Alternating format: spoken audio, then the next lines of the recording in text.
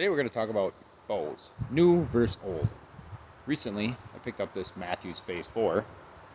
I wanted to go through and talk about and show you guys the difference between this bow and my old bow, the 2007 Bowtech Guardian.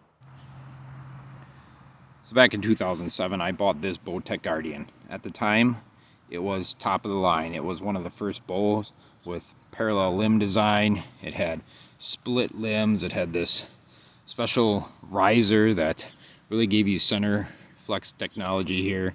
It had 65% let off, binary cam system, really everything you wanted in a bow. I mean, this thing was the quietest, smoothest shooting bow that I ever shot at the time. So I bought it, and over the years it's been a great bow. I've shot a lot of deer with it. It's quiet, it's light, it handles well in my hand, all the good stuff you look for in a bow.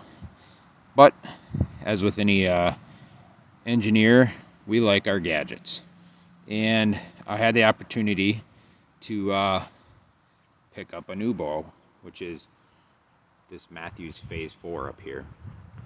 And like anything new, this thing has gone through a lot of years of iteration, about 15, a little bit more than 15 years of iterations to get better. And the bow manufacturing industry is pretty competitive, so manufacturers are always building better things, right? So the Mathews is claiming that this new Phase 4 is super quiet, super good draw cycle. It's got 85% let off with the modules I have on the cams. And really, I just want to go through, show you guys some differences in the sound, is what I can show on YouTube. But what I can also talk about is draw cycles. And I think that's really, really the huge difference here. First thing I want to talk about is the draw cycles on these bows. Both of these bows are set at approximately 60 pounds. On the Guardian, we look at the cams here and we see a little bit smaller cam than what we see on the Mathews. The shape is similar, but what's different here is we have a binary cam here, no split yoke. These cams stay in time pretty good. I've over the years not needed to change much in the timing on these. They've always rolled over at the same time. I've had really good luck with those. What's not good about these cams is the back end of the draw cycle and the valley, and really this thing doesn't give you much. You get about 60 to 65% let off depending on where you are set up on your cam, which is kind of difficult to get set just right. You got to do string twists and all that good stuff. But then when you hit that valley, there's really nothing there. This thing wants to take off. So if you're fully drawn back on a deer and say you're getting a little shaky or it's cold, like in Wisconsin here, we get really, really cold late season, and it's just hard to hold this thing back. I mean, it wants to take off. There's not much of a valley there. There's really no forgiveness. Other than that, love the bow. Holds really nice, very smooth, very quiet, handles great. Okay. If we talk about the new Mathews, obviously we've got 15 plus years of perfection in the bow industry here working for us. Engineers are always working to make things better, right? So we've made a much larger cam. We've got split yoke limbs. We've got the Mathews resistance phase dampening, which we'll see over time, how much that helps and how much of a reduction in sound that gives us. This cam, when you're pulling it back, is very, very nice. It's a very smooth draw cycle. It has a defined valley, and the let off with the particular modules I have is 85%. So the let off alone is a much more of a relief during my peak draw length, but as well as the draw cycle and the valley on this bow are much more pronounced.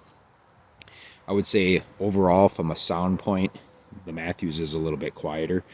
I wouldn't say it's much quieter. The difference between the two, I don't think is going to be that much difference, and we're going to kind of show that in the video going forward here. The other thing that I like a little bit better about my old Bowtech is the handle. This Mathews handle, just from the get-go, I didn't like it that much. I like the bow, I like all the features, so I was willing to live with it.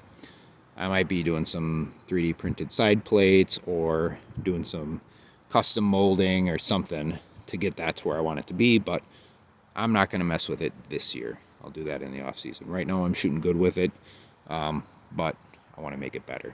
So come along. I'm going to show you some shots. I'm going to take you along from a 20-yard shot, so that, say you're a deer at 20 yards, I'm going to put my camera over there, grab the sound from that spot. I'm going to put my camera up by the bow, grab the sound from that shot, shoot the same arrows, the same release, and bows without quivers, so you can just hear the bows.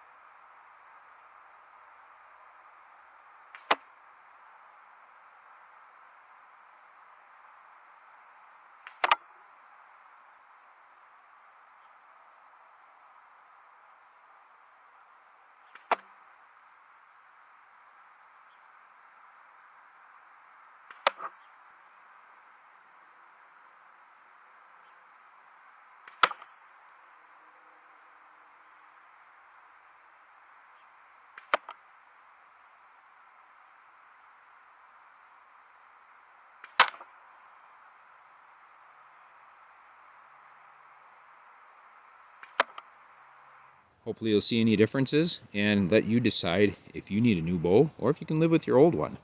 New bows are expensive, old ones are already paid for.